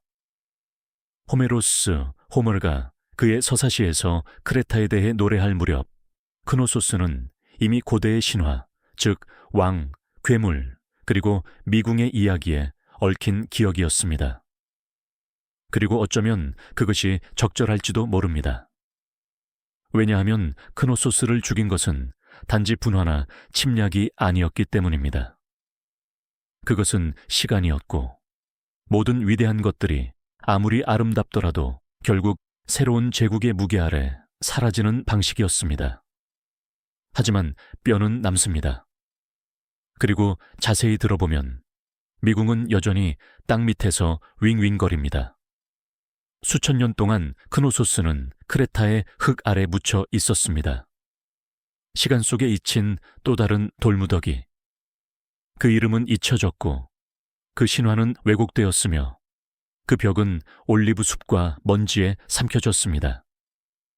그것은 한 남자가 전설을 쫓기로 결심할 때까지였습니다. 그의 이름은 아서 에반스경이었습니다. 그리고 그는 단지 크노소스를 재발견한 것이 아니었습니다. 그는 그것을 재창조했습니다. 1900년 드라마에 대한 감각과 호메로스 신화에 대한 깊은 사랑을 가진 영국의 고고학자 에반스는 고대 유적을 덮고 있는 땅을 구입했습니다. 현지 농부들은 이상한 인장과 유물을 발견하고 있었는데 이는 그들의 발밑에 거대한 무언가가 놓여 있다는 단서였습니다. 에반스는 파고들었습니다. 그가 발견한 것은 에게해의 역사를 영원히 바꿀 것이었습니다. 그는 너무나 광대하고 복잡하며 발전된 궁전을 발견하여 이곳이 미노스 왕의 신화적인 고향이라고 확신했습니다. 프레스코와 뿔, 그리고 유적지의 순전한 건축적 기이함, 이 모든 것이 그의 마음속에서 한 가지, 즉 미궁을 가리켰습니다. 에반스는 단지 고고학자가 아니었습니다. 그는 이야기꾼이었고 때로는 논란의 여지가 있는 인물이었습니다. 그는 크노소스를 지은 사람들을 미노스의 이름을 따서 미노아인이라고 명명했습니다. 그는 상징을 해석하고 프레스코화를 재구성했으며 철근 콘크리트를 사용하여 궁전의 일부를 복원했는데 이는 칭찬과 비판을 동시에 받은 조치였습니다.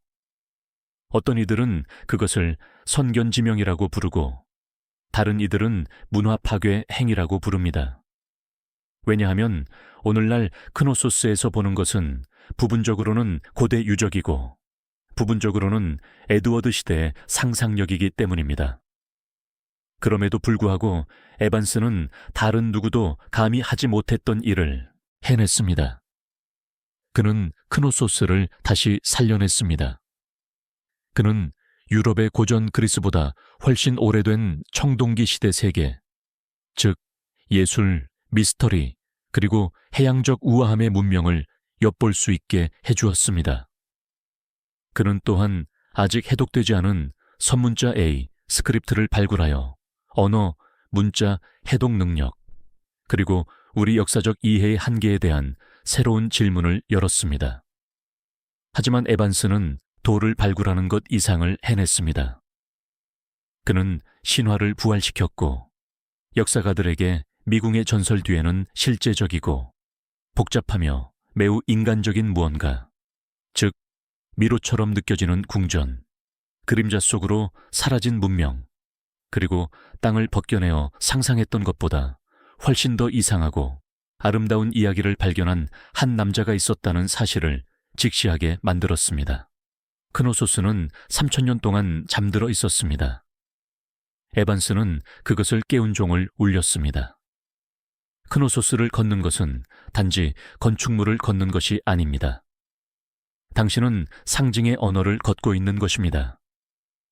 프레스코와 조각, 패턴, 그것들은 어디에나 있습니다.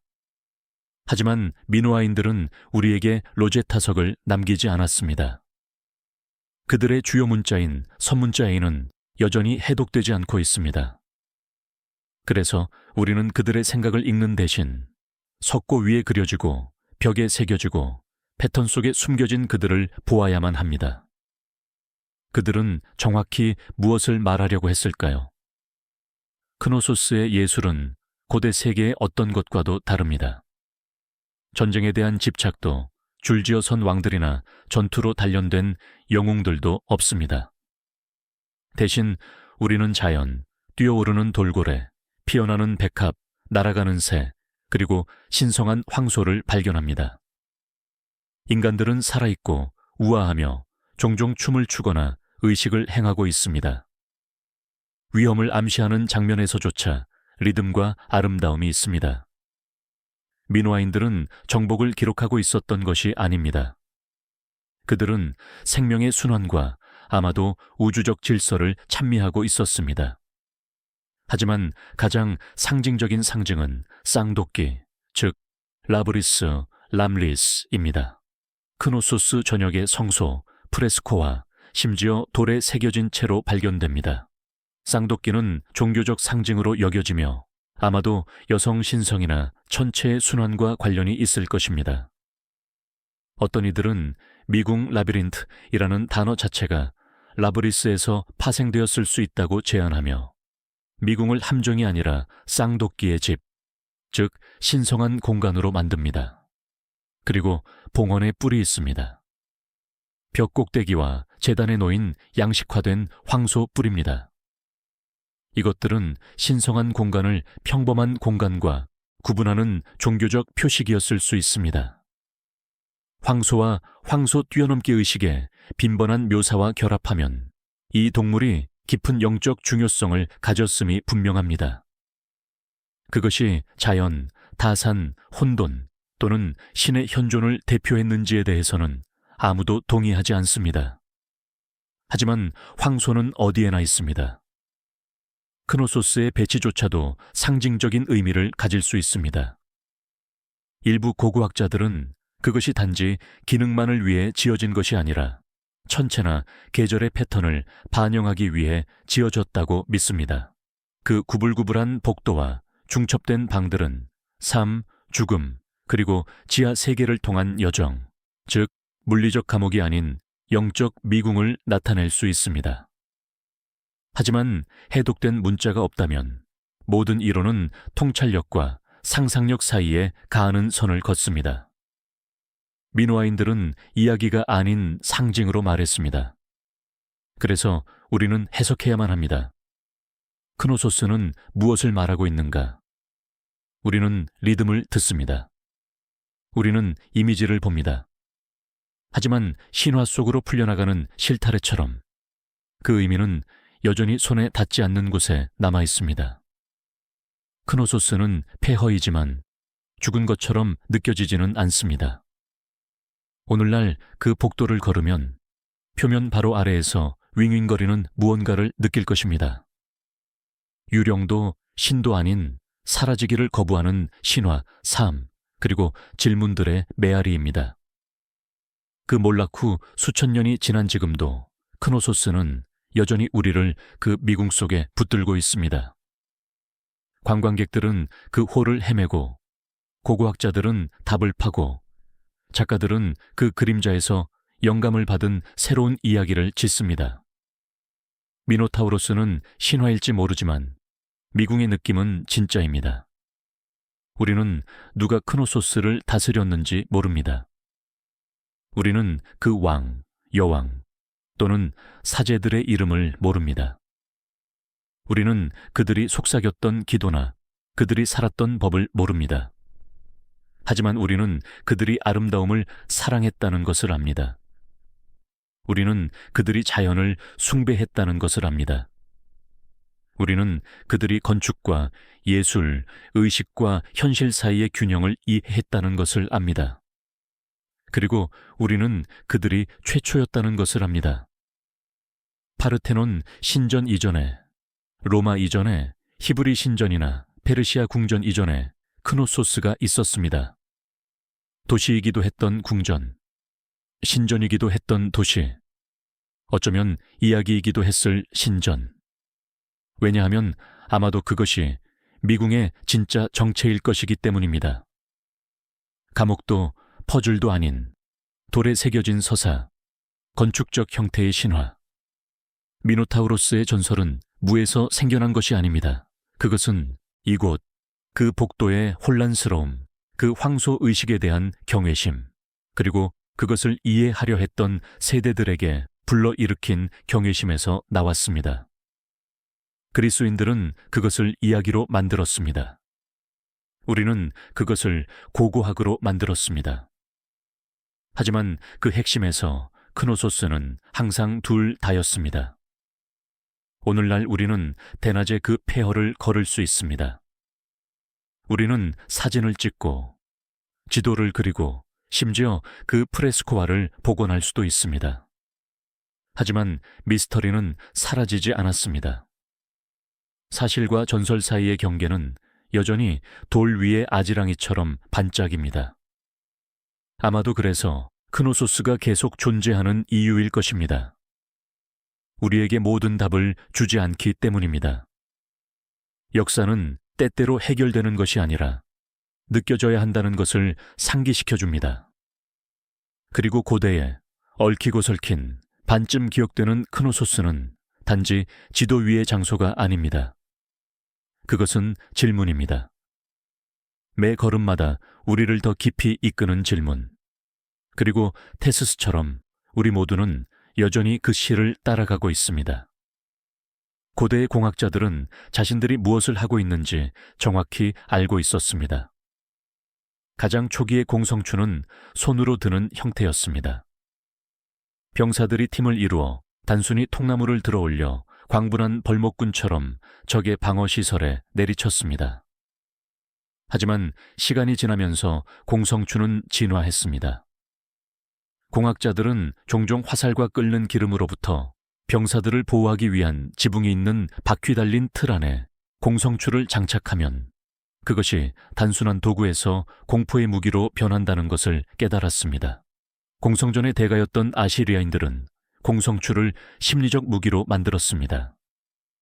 그들의 공성탑은 공성추와 궁수발판을 결합했는데 이는 도시의 성문이 파괴되는 동안 수비수들이 끊임없는 불화살 아래에 놓이게 됨을 의미했습니다.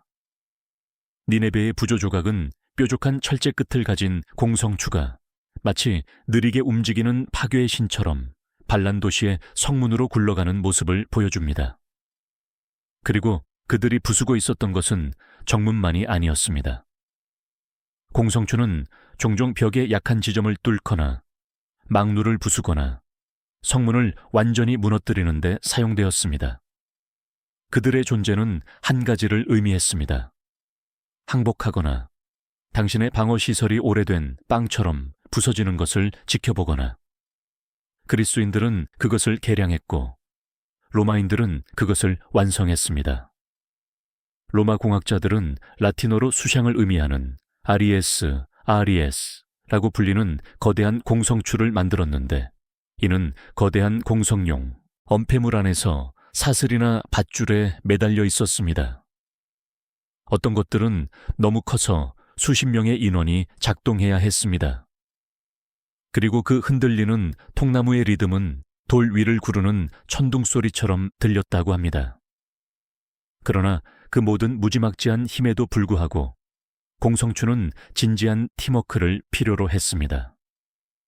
운용자들은 위에서 던져지는 불타는 미사일, 돌, 그리고 온갖 종류의 더러운 물질로부터 그것을 방어하면서 동시에 공성추를 일제히 흔들어야 했습니다. 멈춘 공성추는 죽은 공성추였습니다. 그럼에도 불구하고 공성추가 일단 움직이기 시작하면, 정말로 움직이기 시작하면 막을 수 없었습니다. 인간의 근육대, 인간의 석조물. 그것은 무기화된 고대 물리학이었고 공학자들이 어떻게 성벽을 울게 만들 것인지에 대한 시작에 불과했습니다. 공성추가 야수였다면 투석기는 전략가였습니다. 공성추가 근접해서 부수는 동안 투석기는 멀리서 공격하며 돌뿐만 아니라 심리적 공포를 발사했습니다. 그것들은 군사 역사상 최초의 진정한 포병 무기였습니다. 그리고 그들은 적에게 거의 마법처럼 느껴지는 방식으로 물리학을 무기화하여 공성전을 혁신했습니다. 최초의 투석기는 기원전 4세기경 그리스 세계에서 등장했는데 이는 전쟁에 사거리와 운동량을 더하고 싶었던 뛰어난 정신의 산물이었습니다. 최첨단 폭력에 대한 취향을 가진 폭군 시라쿠사의 디오니시오스 1세는 비틀린 힘줄이나 머리카락 뭉치를 장력 스프링으로 사용하는 최초의 비틀림 동력 투석기를 의뢰했습니다. 이것들은 거인들을 위한 새총이 아니었습니다. 그것들은 공성공포의 정밀 기계였습니다. 그 천재성은 그 역학에 있었습니다. 공학자들은 종종 동물의 힘줄로 만들어진 밧줄을 단단히 꼬아서 엄청난 양의 잠재 에너지를 저장할 수 있다는 것을 알아냈습니다. 풀려났을 때 이 힘은 돌, 창 또는 불타는 발사체를 수백 미터까지 날려보낼 수 있었습니다. 두 가지 주요 유형이 빠르게 발전했습니다. 거대한 석궁처럼 거대한 볼트를 발사하는 발리스타와 성벽 너머나 요새에 직접 바위를 던지는 투석기입니다. 그리고 나서 그들이 개선할 수 없는 그리스 아이디어를 만난 적이 없는 로마 공학자들이 등장했습니다. 그들은 분해하고 수레에 싣고 현장에서 재조립할 수 있는 투석기를 만들었습니다. 전문 군대를 위한 휴대용 공성 무기였습니다. 일부 로마 투석기는 60파운드, 약 27kg의 돌을 엄청난 속도로 발사하여 나무문, 성벽, 그리고 가끔은 운 없는 병사들을 찢어버릴 수 있었습니다. 투석기는 단지 파괴에 관한 것이 아니었습니다. 그것들은 장관에 관한 것이었습니다. 고대 장군들은 그것들을 이용해 메시지를 보냈는데 때로는 문자 그대로였습니다. 시체는 질병과 공포를 퍼뜨리기 위해 성벽 너머로 발사되었습니다. 잘린 머리는 포위된 도시로 던져져 사기를 꺾었습니다. 한 소름 끼치는 사례에서는 질병에 걸린 시체들이 초기 형태의 생물학전으로 적진에 발사되었습니다. 하지만 투석기에도 결함이 있었습니다. 그것들은 무거웠고 숙련된 운용 인원이 필요했으며 나쁜 지형에서는 쓸모없게 될 수 있었습니다. 그럼에도 불구하고 제대로 설치되었을 때 그것들은 안전한 거리에서 도시를 굴복시킬 수 있었습니다. 그리고 역사상 처음으로 도시들은 그들의 두꺼운 돌벽이 단지 공성추를 견뎌내야 하는 것이 아니라는 것을 깨달았습니다. 그들은 하늘에서 살아남아야 했습니다. 왜냐하면 이제 파괴가 날아왔기 때문입니다. 투석기가 교활했다면 트레뷰셋은 장엄했습니다. 높이 솟아있고 삐걱거리며 무서웠습니다. 그것은 중세 공성전에 논란의 여지가 없는 왕이었습니다. 하나가 전쟁터에 나타났을 때 그것은 단지 무기가 아니었습니다. 그것은 성명이었습니다. 그것은 너희의 성벽은 아무 의미도 없다고 말했습니다. 장력을 동력으로 하는 사촌들과는 달리 트레뷰셋은 중력에 의존했습니다.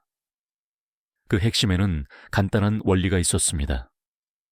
한쪽 끝에 무거운 평형추가 있고 다른 쪽 끝에 슬링이 달린 튼튼한 프레임에 장착된 긴 흔들리는 팔. 무게를 들어 올리고 떨어뜨리면 팔이 휘두르며 슬링과 그 치명적인 탑재물을 적의 방어시설 너머로 높은 홀을 그리며 던졌습니다. 그것은 통제된 파괴였으며 정밀하고 예측 가능하며 파괴적이었습니다. 트레뷰셋의 기원은 일찍이 기원전 4세기에 중국인들이 사용했던 초기 견인 모델로 거슬러 올라갈 수 있는데 여기서는 인력이 평형추를 대체했습니다. 하지만 유럽과 이슬람 세계에서 공성전을 다시 쓸 버전인 평형추 트레뷰셋은 12세기에 등장했으며 아마도 비잔틴이나 이슬람 중개자를 통해 등장했을 것입니다. 일단 유럽이 그 디자인을 손에 넣자 그것은 성과 십자군 전쟁을 통해 들불처럼 퍼져나갔습니다. 그 힘은 놀라웠습니다. 잘 만들어진 트레뷰셋은 300파운드, 약 136kg의 발사체를 300m 이상 발사할 수 있었습니다. 가구 크기의 돌들이 탑으로 추락하고 성벽을 가루로 만들거나 적의 사기를 떨어뜨렸습니다. 하지만 진짜 마법은 그 회에 있었습니다. 투석기와는 달리 트레뷰셋은 발사체를 정교하게 성벽 너머로 던질 수 있었습니다. 이것은 그들이 단지 방어시설을 부수는 것이 아니라는 것을 의미했습니다. 그들은 안뜰, 변경, 그리고 내부의 보급 창고를 타격하고 있었습니다. 그리고 그것은 단지 돌만이 아니었습니다. 트레뷰셋은 모든 것을 던졌습니다. 질병에 걸린 동물, 불타는 역청, 수비수들의 눈을 멀게 할 석회 단지, 심지어 바위에 쌓인 메시지나 모욕까지도요. 스코틀랜드의 스털링성 포위 공격에서 전해지는 한 전설적인 이야기는 워울프, 왈월프라는 트레뷰셋에 대해 이야기하는데 너무나 거대해서 적이 발사되기도 전에 항복했습니다. 왕은 단지 기계를 시험해보기 위해 항복을 거부했습니다. 하지만 그 모든 파괴적인 영광에도 불구하고 트레뷰셋은 빠르지 않았습니다. 그것은 건설하는 데 몇 시간이 걸렸고 재장전하는 데 몇 분이 걸렸으며 숙련된 공학자들을 요구했습니다. 그럼에도 불구하고 다른 어떤 공성무기도 사거리, 힘, 그리고 심리적 공포를 그것처럼 결합하지는 못했습니다. 그것은 하늘에서 내려오는 슬로우 모션 망치의 중세 버전이었습니다. 그리고 그 평형추가 떨어질 때 도시들은 숨을 죽였습니다. 투석기가 멀리서 발사되고 공성추가 성문을 부수는 동안 공성탑은 더 개인적인 접근 방식을 취했습니다.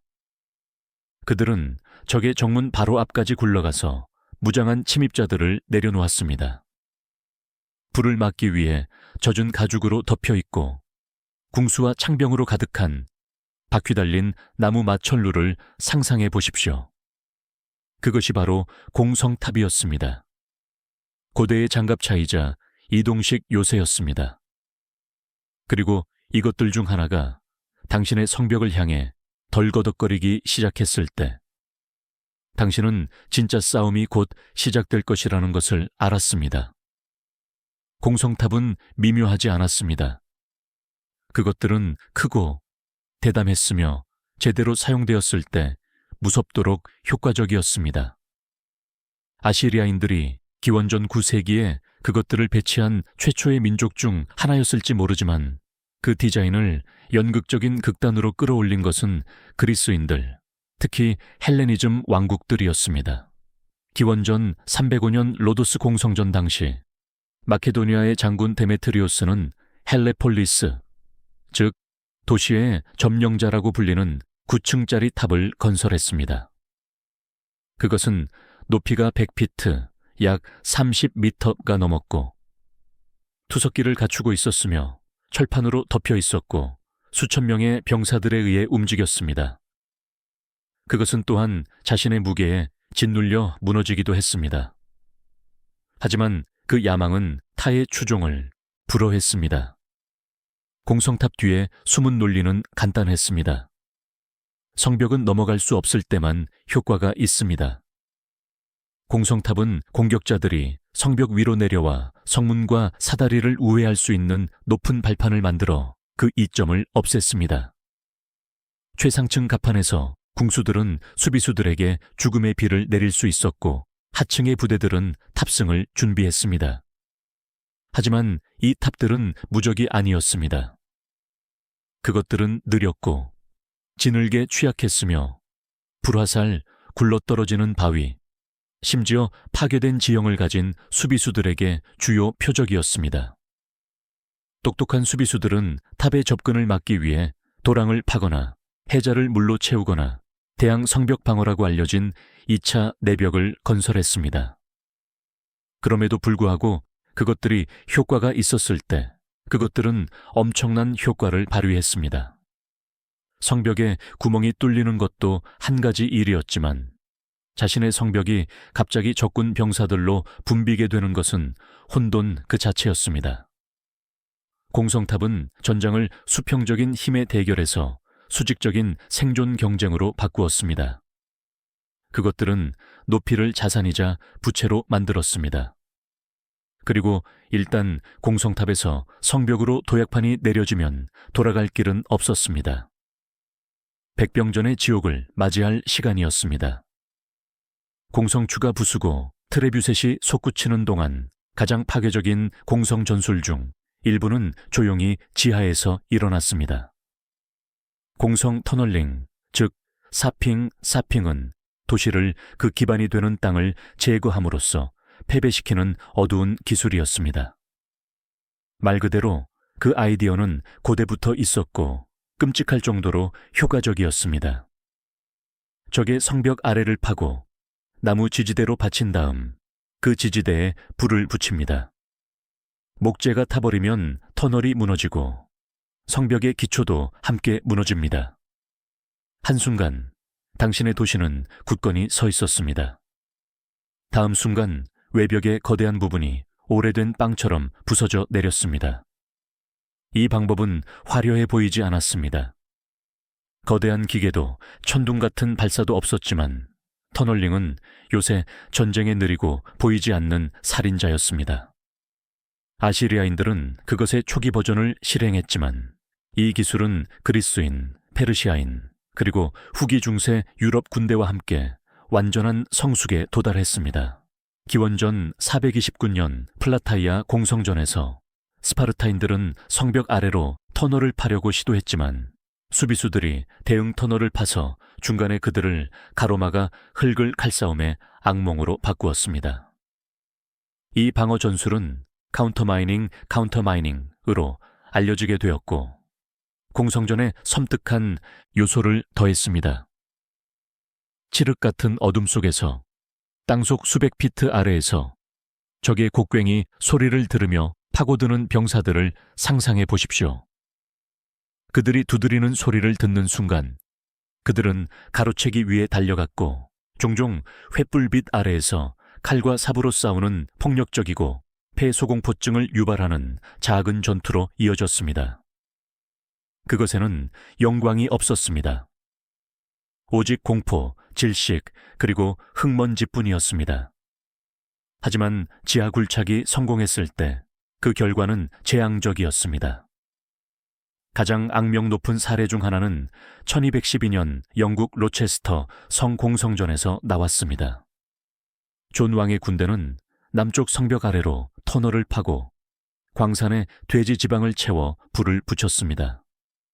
지지대가 무너지면서 위에 있던 탑 전체가 무너져 내렸습니다. 수비수들은 경악했고 곧 항복했습니다. 13세기에 이르러 공성공학자들은 약한 기초를 식별하고 토양의 거동을 측정하며 무서운 정밀도로 붕괴를 계획하는 전문가가 되었습니다. 그들은 지질학자이자 폭파 전문가였습니다. 그리고 터널링은 시간, 노동력, 그리고 약간의 광기를 필요로 했지만 그것은 공성전에 대한 한 가지 진실을 증명했습니다. 성벽 위로 갈 수 없고 성벽을 통과할 수 없다면 언제나 아래에서 무너뜨릴 수 있었습니다. 공성전의 모든 드라마가 공격자에게서만 나온 것은 아니었습니다. 모든 공성추가 만들어지거나 탑이 굴러올 때마다 수비수들에게는 그들만의 치명적인 계략이 있었습니다. 그리고 때로는 그 계략이 뜨거웠습니다. 그들 모두 중 가장 무서운 것부터 시작해 봅시다. 그리스의 불. 7세기경 비잔틴인들에 의해 개발된 그리스의 불은 배, 성벽, 그리고 살에 달라붙어 물 위에서도 계속 타는 신비한 네이팜과 같은 물질이었습니다. 사이펀에서 분사되거나 점토 항아리에 담아 던져져 순수한 혼돈의 장면을 만들어냈습니다. 오늘날까지 아무도 그것이 정확히 어떻게 만들어졌는지 모릅니다. 그 공식은 너무나 비밀스러워서 제국과 함께 사라졌지만 그 효과는 전설적입니다. 함대 전체가 몇 분 안에 불타는 해골로 변했습니다. 그리고 그것은 시작에 불과했습니다. 더 낮은 기술의 방어에서는 끓는 액체가 선택의 무기였습니다.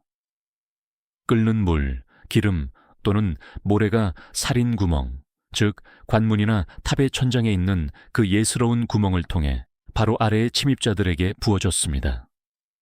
기름은 특히 두려움의 대상이었습니다.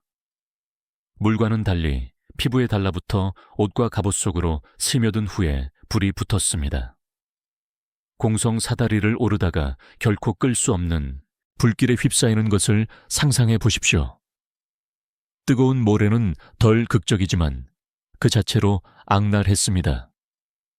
갑옷의 틈새, 특히 목이나 손목 주위로 미끄러져 들어가 아래의 살을 익히면서 2도 및 3도 화상을 입혔습니다.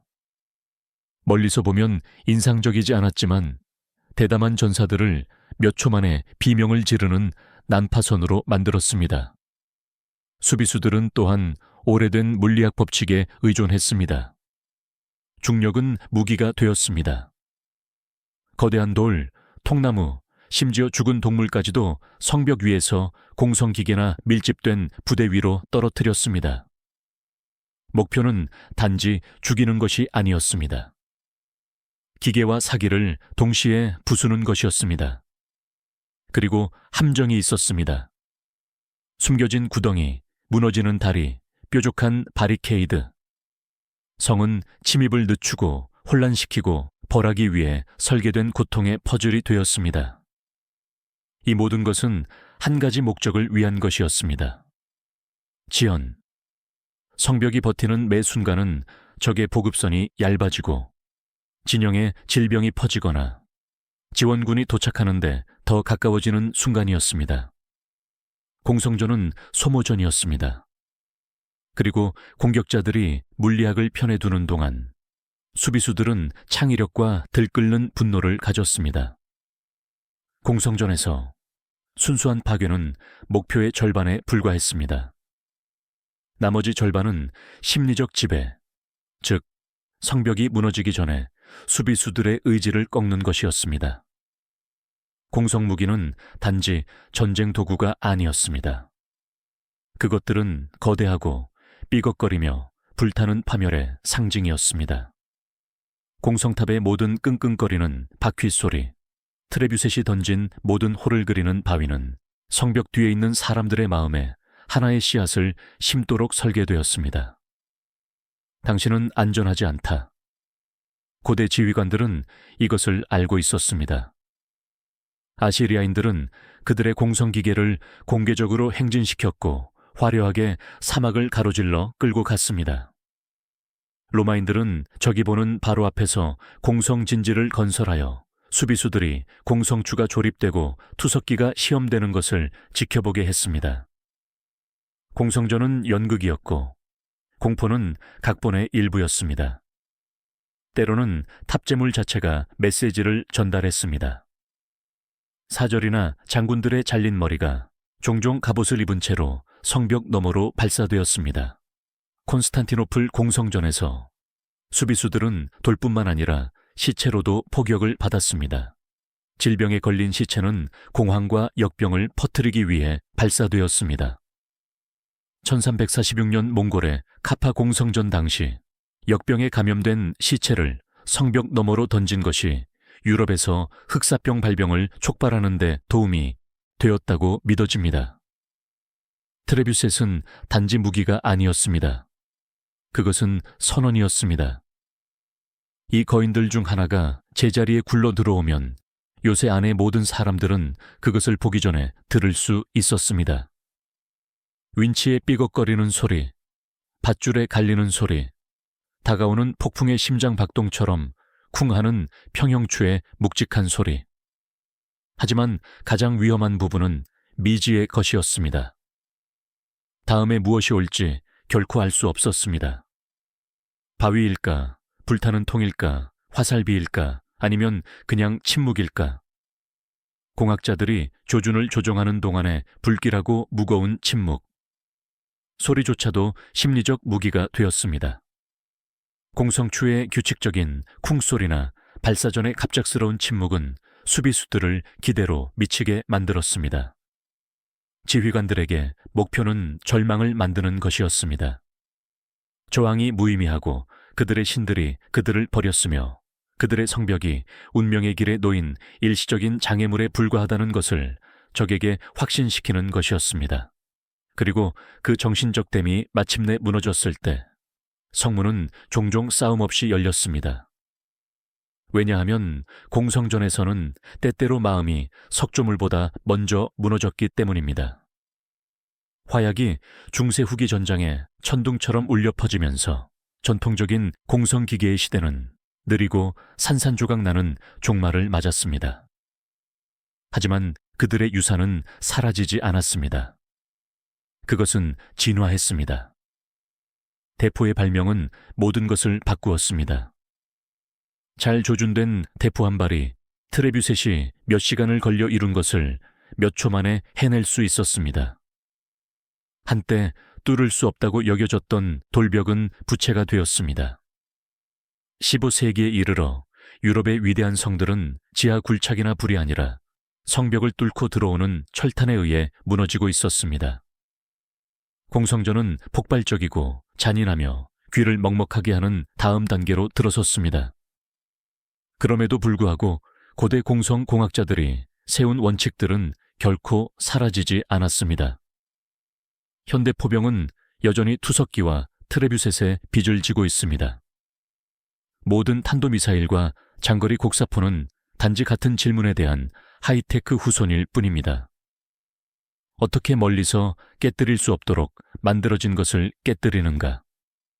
물리학, 탄도, 장력, 그리고 힘, 이 모든 것은 화약이 이야기에 등장하기 수세기 전에 발견되고 시험되고 완성되었습니다.